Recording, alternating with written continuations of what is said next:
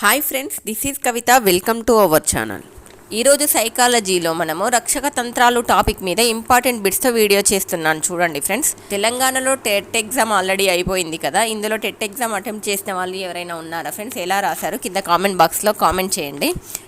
మీకు నా వీడియోస్ ఎలా అనిపిస్తున్నాయో కూడా కింద కామెంట్ బాక్స్లో కామెంట్ చేయండి ఫ్రెండ్స్. లేట్ చేయకుండా వీడియోలోకి వెళ్ళిపోదాం. First question, a mind that found ఇట్ సెల్ఫ్ గ్రంథకర్త ఎవరు?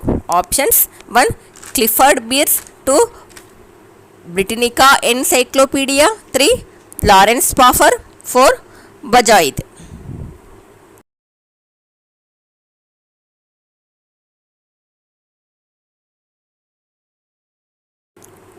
The right answer is option 1 Clifford Beers. ఇక్కడ క్వశ్చన్ ఏంటి అంటే, ఏ మైండ్ దట్ ఫౌండ్ ఇట్ సెల్ఫ్ గ్రంథకర్త ఎవరు? ఆన్సర్ వచ్చేసి క్లిఫర్డ్ బీర్స్. నెక్స్ట్ క్వశ్చన్, సర్దుబాటు చేసుకోలేకపోవడాన్ని మనము ఏమని పిలుస్తాము? ఇలా పిలుస్తారు. ఆప్షన్స్: 1 సమయోజనము, 2 విషమయోజనము, 3 సంఘర్షణ, 4 కుంటనం.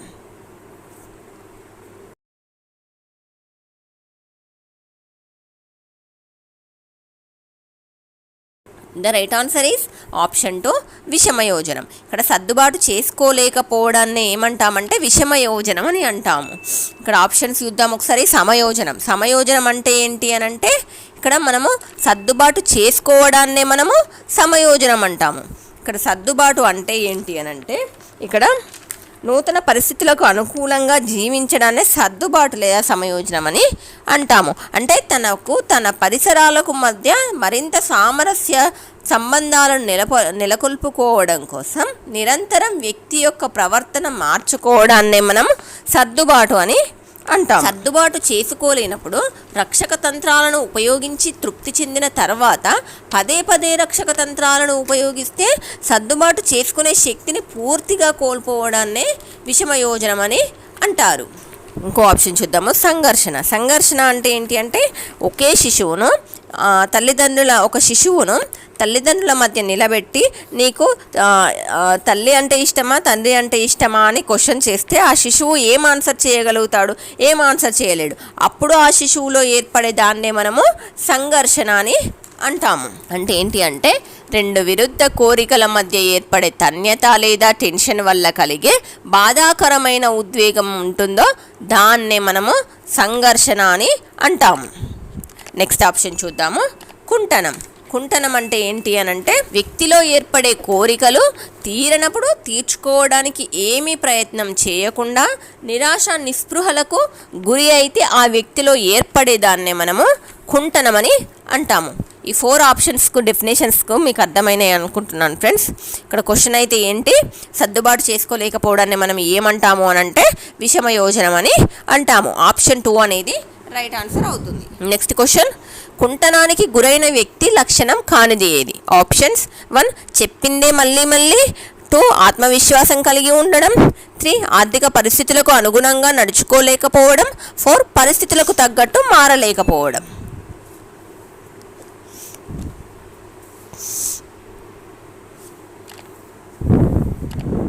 The right answer is option 2 ఆత్మవిశ్వాసాన్ని కలిగి ఉండడం. ఇక్కడ క్వశ్చన్ ఏంటి, కుంటనానికి గురైన వ్యక్తి యొక్క లక్షణం కానిది ఏది అని అంటే ఆప్షన్స్ చూద్దాము. ఆప్షన్ 1 చెప్పిందే మళ్ళీ చెప్పడం అనేది ఇది కుంటనానికి గురైన వ్యక్తి యొక్క లక్షణమే. ఆప్షన్ 2 ఏంటి, ఆత్మవిశ్వాసం కలిగి ఉండడం అనేది కుంటనానికి గురైన వ్యక్తి లక్షణం కాదన్నమాట ఇది. ఆప్షన్ 3 ఆర్థిక పరిస్థితులకు అనుగుణంగా నడుచుకోలేకపోవడం కుంటనం యొక్క లక్షణమే. పరిస్థితులకు తగ్గట్టు మారలేకపోవడం కూడా కుంటనం యొక్క లక్షణమే. ఇక్కడ కానిది ఏది అని అన్నారు కాబట్టి ఆప్షన్ 2 ఆత్మవిశ్వాసాన్ని కలిగి ఉండడం కుంటనం యొక్క లక్షణం కాదనమాట. నెక్స్ట్ క్వశ్చన్, సహించలేని వాస్తవాన్ని నిజం కాదని ఒప్పుకోలేకపోవడం. ఆప్షన్స్: 1 నిరాకరించుట, 2 ఉపసంహరణ, 3 బౌద్ధీకరణ, 4 అంతర్లీనం.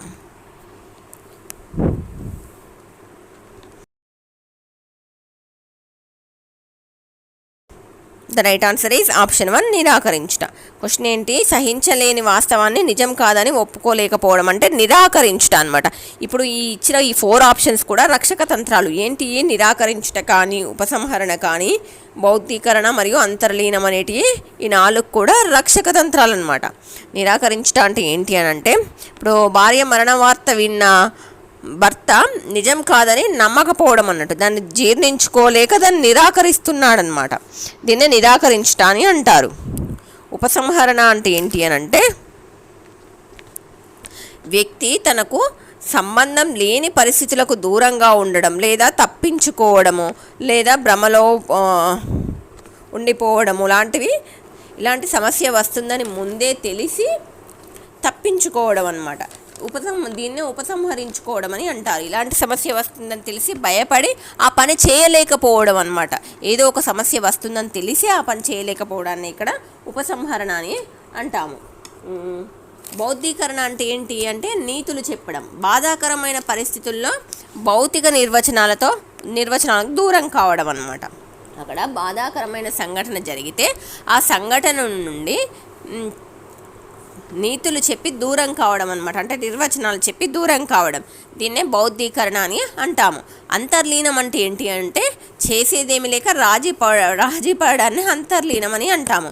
గెలవలేని సమయంలో ప్రత్యర్థితో చేతులు కలపడం అంటే ఏంటి అంటే, ఇప్పుడు ఫర్ ఎగ్జాంపుల్ ఎలక్షన్స్ ఉన్నాయి కదా, ఎలక్షన్స్ జరిగేప్పుడు చాలామంది పోటీ చేస్తారు. ఫస్ట్ నోటిఫికేషన్ రాగానే చాలామంది పోటీలోకి దిగుతారు.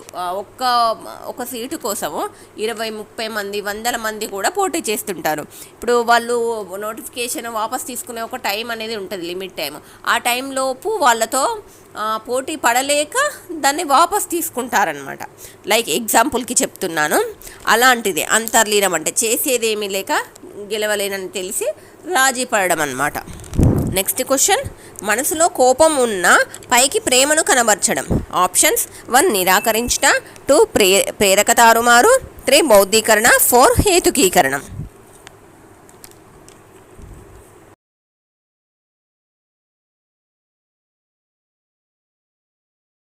The right answer is option 2 ప్రేరక తారుమారు. అంటే ఏంటి అంటే, మనసులో కోపం ఉన్నా కూడా పైకి ప్రేమను కనబరచడం అన్నమాట. అంటే ప్రతిచర్యను రూపొందించడం ప్రేరక తారుమారకం అవుతుంది. హేతుకీకరణం అంటే యుద్ధము. లక్ష్య సాధనలో విఫలమైన వ్యక్తి తన చర్యను సమర్థించుకోవడం అన్నమాట. హేతు అంటే కారణం అన్నమాట. లక్ష్య సాధనలో విఫలమైన వ్యక్తి తన చర్యను సమర్థించుకోవడాన్ని హేతుకీకరణం అని అంటాము. ఎగ్జాంపుల్కి అందరి ద్రాక్ష పళ్ళు పుల్లన, ఇలాంటి ఎగ్జాంపుల్స్ అన్నమాట. మసిపూసి మారేడుకాయ చేయడం లాంటి సామెతలన్నీ కూడా మనకి ఇక్కడ హేతుకీకరణ కిందికి వస్తాయన్నమాట. ఎగ్జామ్ ఫెయిల్ అయిన విద్యార్థి పాస్ అయిన వారిని ఏం సాధిస్తావని అనడం అన్నమాట. ఇలాంటివన్నీ కూడా హేతుకీకరణం కిందికి వస్తాయి. నెక్స్ట్ క్వశ్చన్, ఆకర్షణీయమైన లక్ష్యం వైపు ఆకర్షితుడు అవుతూనే సిగ్గు భయంతో సతమతమయ్యే సంఘర్షణ. ఆప్షన్స్ 1 ఉపగమ సంఘర్షణ, 2 పరిహార సంఘర్షణ, 3 ఉపగమ పరిహార సంఘర్షణ, 4 ద్విఉపగమ పరిహార సంఘర్షణ.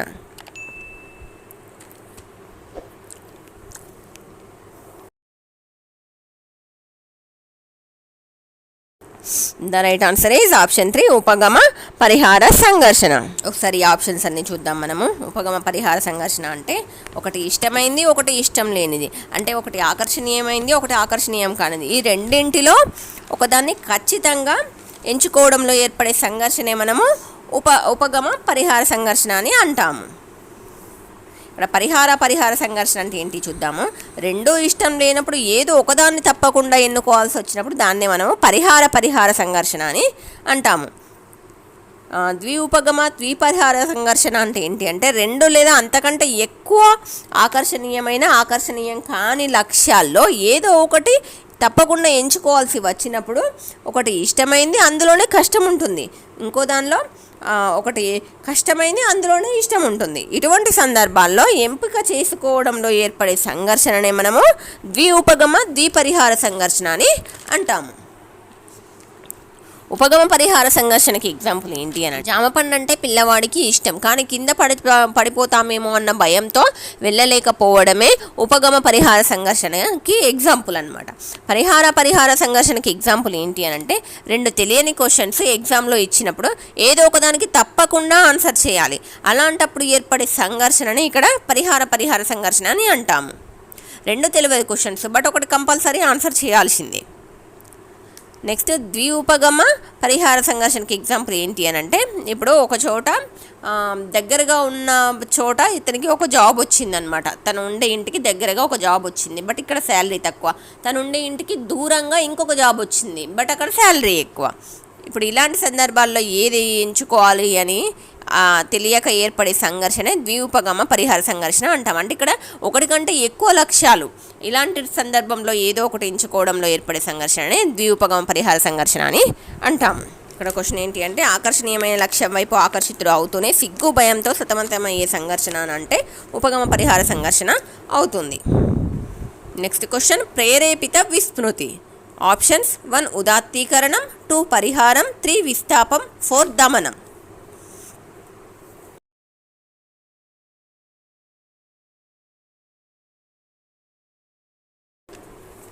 The right answer is option 4 దమనం. దమనం అంటే ఏంటి అని అంటే కావాలని మర్చిపోవడం అన్నమాట. మనం ఇక్కడ దమనం అంటే బాధాకరమైన విషయాలను, అపజయాలను, అవమానకరమైన అనుభవాలను బలవంతంగా మనకి మనం మర్చిపోవడానికి చేసే ప్రయత్నమే ఇక్కడ దమనం అవుతుందన్నమాట.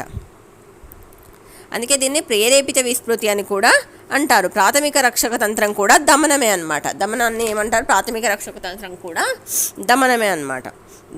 దమనాన్నే ప్రేరేపిత విస్మృతి అని కూడా అంటారు. మిగిలిన రక్షక తంత్రాలకు ఆధారం కూడా ఇక్కడ దమనమే అవుతుంది. మానసిక నాడీ రుగ్మతలను కలిగిన వ్యక్తులు ఎక్కువగా ఉపయోగిస్తారనమాట. నెక్స్ట్ ఒక ఉదాత్తీకరణం అంటే చూద్దాం మనము. ఉద్వేగపూరిత ఆలోచనలను నిర్మాణాత్మక క్రియలలో కేంద్రీకరించడం అన్నమాట. సంఘం ఆమోదంలోనే ఇక్కడ ఉద్వేగపూరిత ఆలోచనలను సంఘం ఆమోదంలో నిర్మాణాత్మక క్రియల్లో కేంద్రీకరించడం, దీన్నే మనము ఉదాత్తీకరణం అని అంటాము. నేరుగా తృప్తిపరచుకోలేని వాటిని సంఘ సమ్మతమైన పద్ధతిలో వ్యక్తీకరించి తృప్తిపరచడం అన్నమాట ఉదాత్తీకరణం అంటే. ఎగ్జాంపుల్, ప్రేయసిపై కవితలు రాసే ప్రియుడు గొప్ప కవిగాను గొప్ప చిత్రకారుడుగాను మారడం అన్నమాట. ఫర్ ఎగ్జాంపుల్ జక్కన్న, అన్నమయ్య, తులసీదాస్ లాంటి కవులు అన్నమాట. ఇష్టాలనేవి నేరుగా తీర్చుకోలేక అలాగ కవితల రూపంలో, బొమ్మల రూపంలో, నాట్య రూపంలో ప్రదర్శించడాన్ని ఇక్కడ ఉదాత్తీకరణం అని చెప్పవచ్చు. నెక్స్ట్ ఆప్షన్ పరిహారం అంటే చూద్దాము. పరిహారం అంటే ప్రత్యామ్నాయాన్ని ఎంచుకోవడాన్ని పరిహారం అని అంటాము. ఒక వ్యక్తి ఒక రంగంలో రాణించినప్పుడు మరో రంగంలో రాణించడం అన్నమాట. ఇదే పరిహారం అన్నమాట. ఒక రూపంలో కోల్పోయిన దాన్ని వేరొక రూపంలో పొందడం. చదువు పట్ల ఆసక్తి లేని రమణ మహర్షి తాత్వికుడుగా మారడం అన్నమాట. పిల్లలు లేని ఒక మహిళ టీచర్గా మారడం. అప్పుడు పిల్లలతో ఉంటుంది కదా, అప్పుడు తనకి ఆ ఫీలింగ్ అనేది కాస్త తగ్గిపోతుంది. ఇలాంటి ఎగ్జాంపుల్స్ అన్ని పరిహారం కిందకి వస్తాయన్నమాట.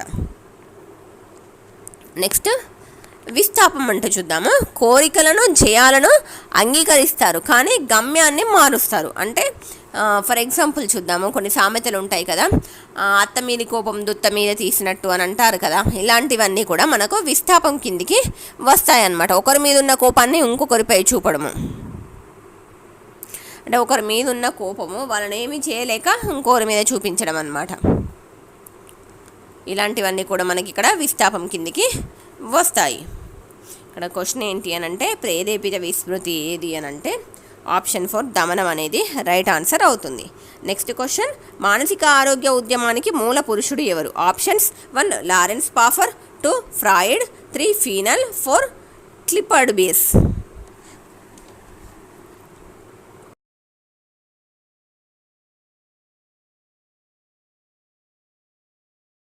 The right answer is option 4 Clifford Beers. మానసిక ఆరోగ్య ఉద్యమానికి మూల పురుషుడు ఎవరు అని అంటే క్లిఫర్డ్ బీర్స్. ఫ్రెండ్స్, ఇందులో మీరు నా ఛానల్ని ఫాలో అయ్యే వాళ్ళలో డిఎస్సి ప్రిపేర్ అయ్యే వాళ్ళు ఎంతమంది ఉన్నారో ఒకసారి కామెంట్ చేయండి ఫ్రెండ్స్. నెక్స్ట్ వీడియోస్ చేయడానికి నాకు ఉపయోగకరంగా ఉంటుంది. నెక్స్ట్ క్వశ్చన్, సమయోజనం గల వ్యక్తి ప్రవర్తన కానిది ఏది? ఆప్షన్స్ 1 వాస్తవ దృక్పథంలో ఉండుట, 2 ఉద్వేగ అపరిపక్వతతో ఉండుట, 3 సరైన ఆత్మవిశ్వాసం కలిగి ఉండుట, 4 మానసిక ఆరోగ్యంగా ఉండుట.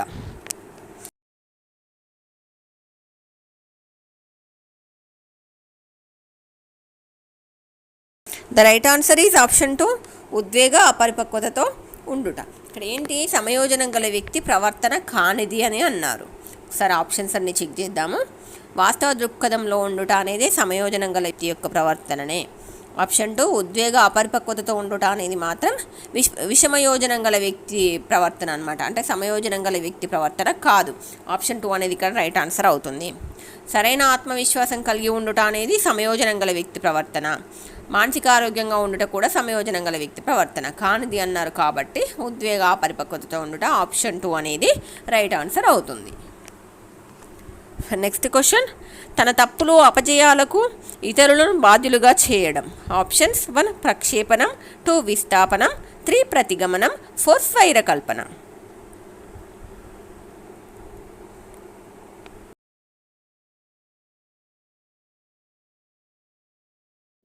The right answer is option 1 ప్రక్షేపణం. తన తప్పులు అపజయాలకు ఇతరులను బాధ్యులుగా చేయడం అనేది ప్రక్షేపణం అవుతుందన్నమాట. ఇక్కడ ప్రక్షేపణం అంటే ఏంటి చూద్దాము. తనలోని ప్రేరకాన్ని లేదా లోపాన్ని ఇతరులకు ఆపాదించడం అనమాట.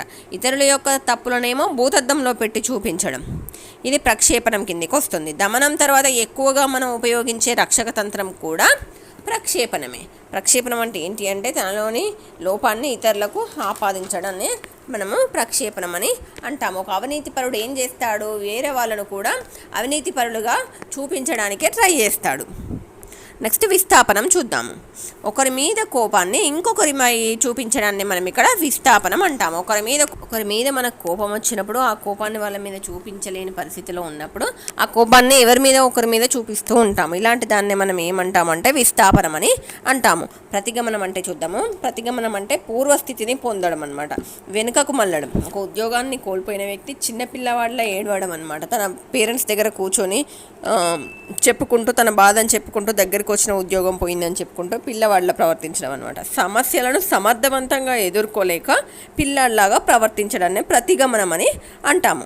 స్వైరకల్పన అంటే పగటి కళలు కనడం, అంటే స్వైర విహారం చేయడం అని అంటాము కదా. పగటి కళలు అంటే గాలిలో మేడలు కట్టడము, అలాంటి పెద్ద పెద్ద కళలు అనమాట. మనకు నిజంగా తీరలేనివి కళల్లో తీర్చుకోవడం, కళలు కనడము, తీరని కోరికలను కళల్లో తీర్చుకొని తృప్తిపరచడం లాంటివి స్వైరకల్పన అని అంటాము. నెక్స్ట్ క్వశ్చన్, విషమయోజనం కలిగిన వ్యక్తి లక్షణం కానిది ఏది? ఆప్షన్స్ 1 ఆటంకాలు అధిగమించలేడు, 2 విశ్రాంతి నిద్ర ఉండదు, 3 తీవ్ర మనోవ్యాకులత, 4 అవధానం పెరుగుతుంది.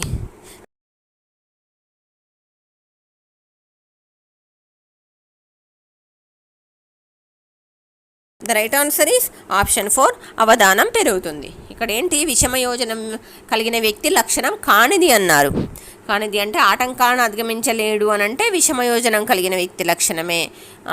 ఆప్షన్ 2 విశ్రాంతి నిద్ర ఉండదు అంటే ఇది కూడా విషమయోజనం కలిగిన వ్యక్తి లక్షణమే. 3 తీవ్ర మనోవ్యాకులత కూడా విషమయోజనం కలిగిన వ్యక్తి లక్షణమే.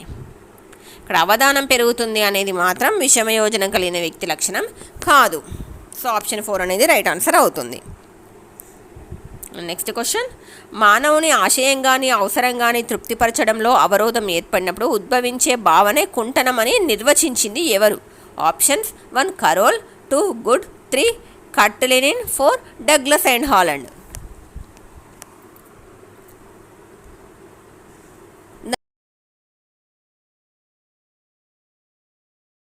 Right answer is option 2 Good. ఇక్కడ ఏంటి క్వశ్చన్, మానవుని ఆశయం కానీ అవసరం కానీ తృప్తిపరచడంలో అవరోధం ఏర్పడినప్పుడు ఉద్భవించే భావనే కుంటనమని నిర్వచించింది ఎవరు అనంటే గుడ్ అనే శాస్త్రవేత్త అనమాట. నెక్స్ట్ క్వశ్చన్, వ్యక్తి తాను సాధించలేనివి ఇతరులు సాధించినప్పుడు తానే సాధించినట్లు అనుభూతి పొందే వ్యక్తిని ఏ రక్షక తంత్రాన్ని వాడతాడు? ఆప్షన్స్ 1 ఉదాత్తీకరణం, 2 పరిహారం, 3 తాదాత్మీకరణం, 4 దమనం.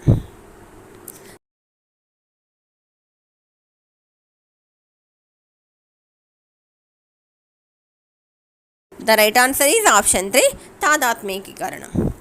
ఇక్కడ ఏంటి అంటే వ్యక్తి తాను సాధించలేనిది ఇతరుడు సాధించినప్పుడు తానే సాధించినట్లు అనుభూతిని పొందుతాడన్నట్టు. ఇది అప్పుడు ఏ రక్షక తంత్రాన్ని వాడతాడంటే తాదాత్మీకరణని అనే రక్షక తంత్రాన్ని ఉపయోగిస్తాడనమాట. ఆప్షన్ 3 అనేది రైట్ ఆన్సర్ అవుతుంది. నెక్స్ట్ క్వశ్చన్, నేరుగా తృప్తిపరచుకోలేని వాటిని సంఘ సమ్మతమైన పద్ధతిలో వ్యక్తీకరించి తృప్తిపరచడాన్ని ఏమంటారు? ఆప్షన్స్ 1 తాదాత్మీకరణం, 2 ఉదాత్తీకరణం, 3 పరిహారం, 4 ప్రక్షేపణం.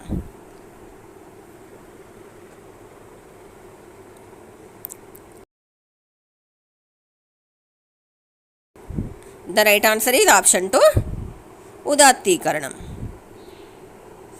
నేరుగా తృప్తిపరచుకోలేని వాటిని సంఘసమ్మతమైన పద్ధతిలో వ్యక్తీకరించి తృప్తిపరచడాన్నే మనము ఉదాత్తీకరణం అని అంటాము. ఆప్షన్ 2 అనేది రైట్ ఆన్సర్ అవుతుంది.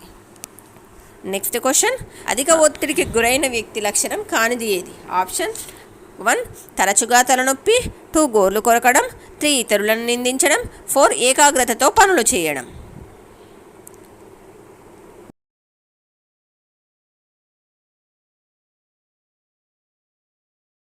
The right answer is option 4 ఏకాగ్రతతో పనులు చేయడం.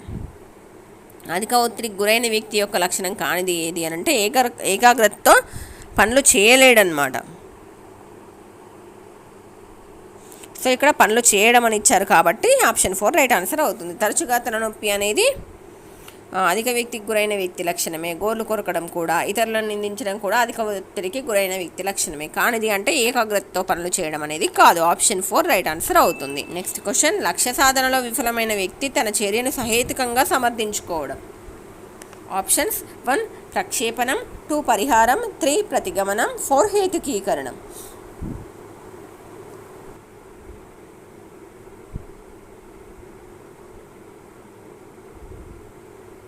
The right answer is option 4 హేతుకీకరణం. లక్ష్య సాధనలో విఫలమైన వ్యక్తి తన చర్యను సహేతుకంగా సమర్థించుకోవడాన్ని మనం ఇక్కడ హేతుకీకరణం అని అంటాము. ఆప్షన్ 4 అనేది రైట్ ఆన్సర్ అవుతుంది.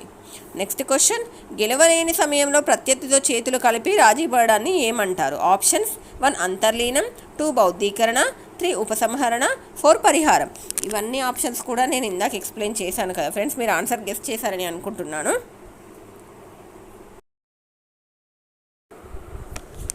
The right answer is option 1 అంతర్లీనం. ఇక్కడ క్వశ్చన్ ఏంటి అంటే గెలవలేని సమయంలో ప్రత్యర్థితో చేతులు కలిపి రాజీ పడడాన్ని మనం ఇక్కడ అంతర్లీనమని అంటాము. నెక్స్ట్ క్వశ్చన్, రక్షక తంత్రాలు వ్యక్తి యొక్క దేన్ని పరిరక్షిస్తాయి? ఆప్షన్స్ 1 అద్యహం, 2 అహం, 3 అచిత్తు, 4 అచేతనం.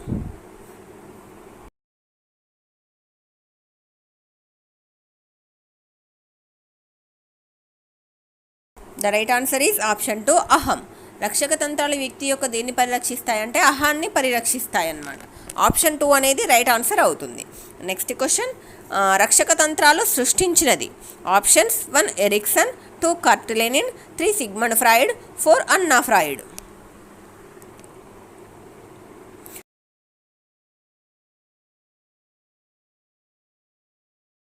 The right answer is option 3 Sigmund Freud. రక్షక తంత్రాలను ఎవరు సృష్టించారంటే సిగ్మండ్ ఫ్రాయిడ్ అనే శాస్త్రవేత్త రక్షక తంత్రాలను సృష్టించాడు.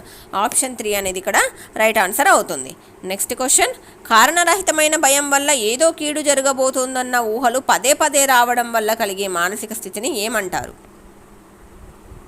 ఆప్షన్స్ 1 కుంటనం, 2 ఒత్తిడి, 3 సంఘర్షణ, 4 వ్యాకులత.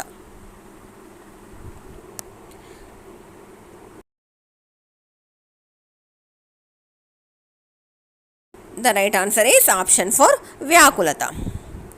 ఇక్కడ ఏంటి అంటే కారణరహితమైన భయం వల్ల ఏదో కీడు జరగబోతుందన్న ఊహలు పదే పదే రావడం వల్ల కలిగే మానసిక స్థితి ఏది అని అంటే వ్యాకులత. ఆప్షన్ 4 అనేది ఇక్కడ రైట్ ఆన్సర్ అవుతుంది.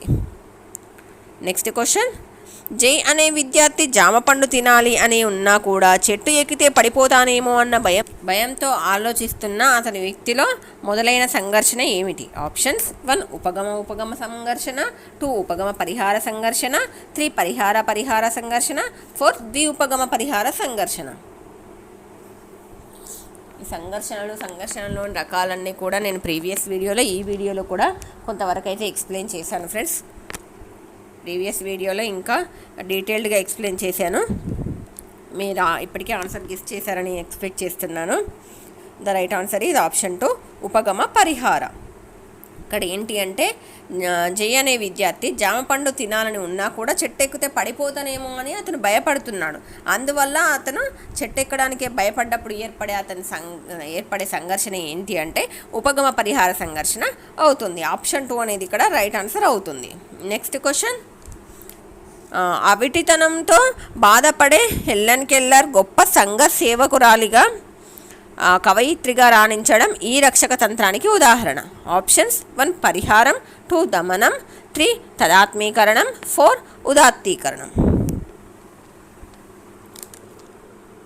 ఇవన్నీ కూడా నేనైతే ఆప్షన్స్ అన్నీ కూడా వాటికి ఎగ్జాంపుల్స్తో సహా మ్యాక్సిమం ఎక్స్ప్లెయిన్ చేశాను ఫ్రెండ్స్. మీరు ఆన్సర్ గెస్ చేశారనుకుంటున్నా.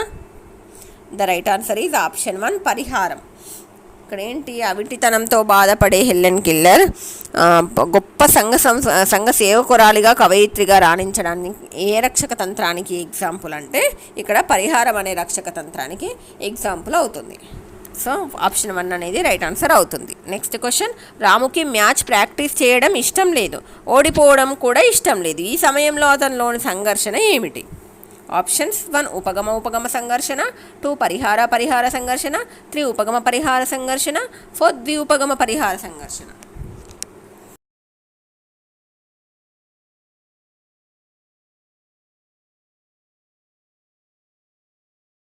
The right answer is option 2 పరిహార సంఘర్షణ.